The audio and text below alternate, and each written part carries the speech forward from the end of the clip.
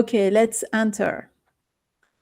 Today, I would like to speak about something that may sound a little strange at first, the connection between a mentalist and a shaman. Because honestly, these two worlds seem completely unrelated. One studies people, the other studies nature, energy, and the living world. And yet, the more I thought about it, the more I realized that both are actually deploying the same ability, the ability to observe. A mentalist becomes skilled because he learns to notice things most people completely miss, like an hesitation in someone's voice, a change in posture, or a reaction that lasts half a second before disappearing again.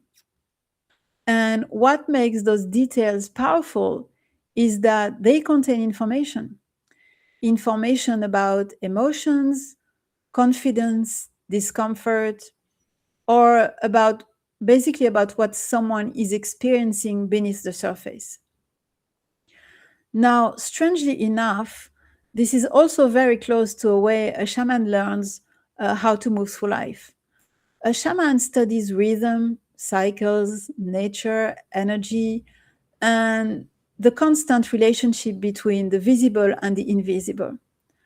Over time, he begins noticing how certain places, people, or situations affect us beyond words alone. He notices patterns. He learns to observe not only what can be immediately seen, but also what can be sensed, felt, or intuitively perceived. And I think this matters much more in everyday life than people realize. Because today we are surrounded by loads of information constantly, but we're not necessarily in observation mode. We move fast, we answer quickly, we jump constantly from one thing to another.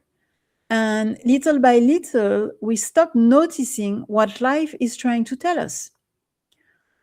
Can be a relationship becoming unhealthy, a body moving toward exhaustion, an opportunity appearing quietly in front of us, or someone asking for help indirectly without ever saying the words clearly.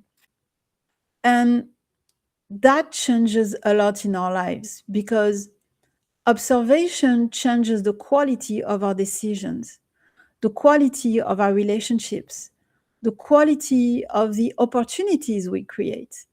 Even in business, the people who understand others best are often the people who create the strongest connections because they truly pay attention.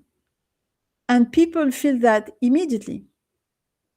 You can feel it in a conversation almost instantly when someone is fully there with you.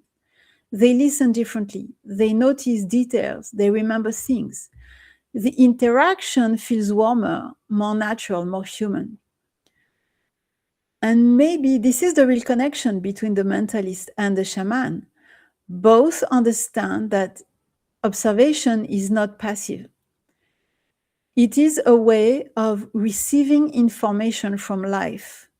They understand that presence is information.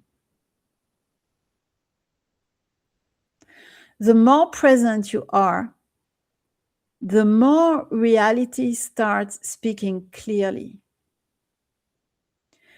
Now, I want to guide you through a very simple exercise.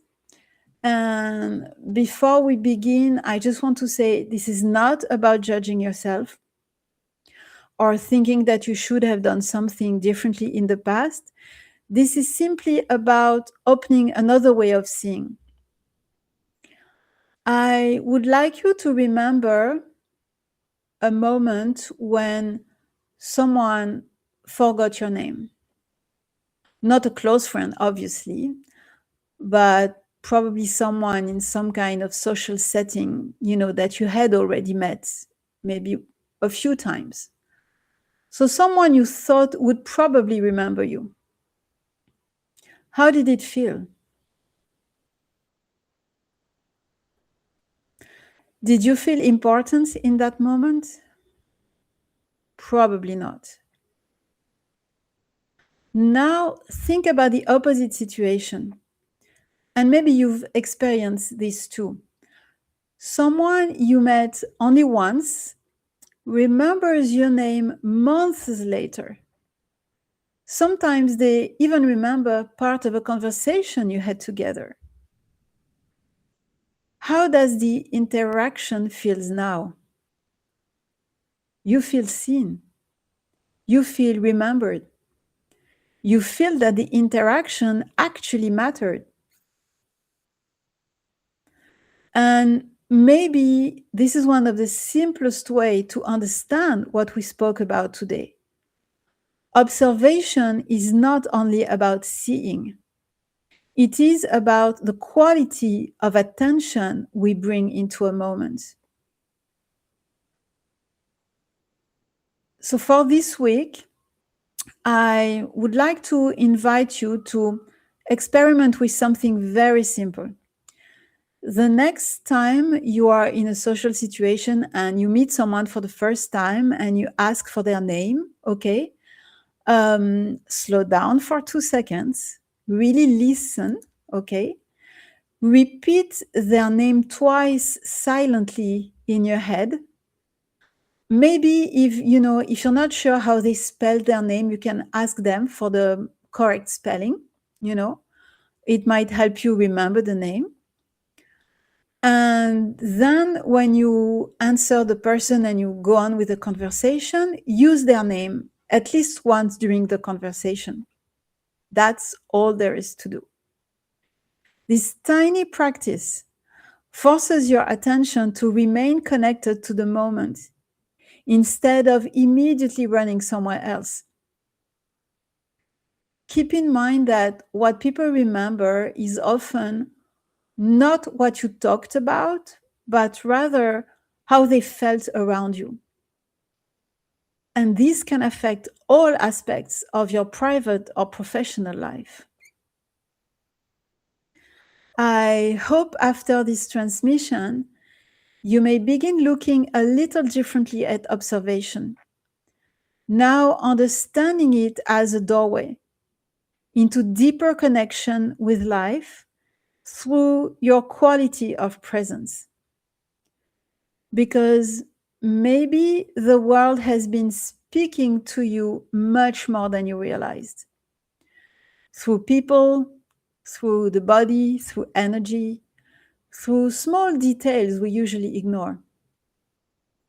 And maybe this week, you will begin noticing just how much information life quietly gives us when we finally slow down enough to listen.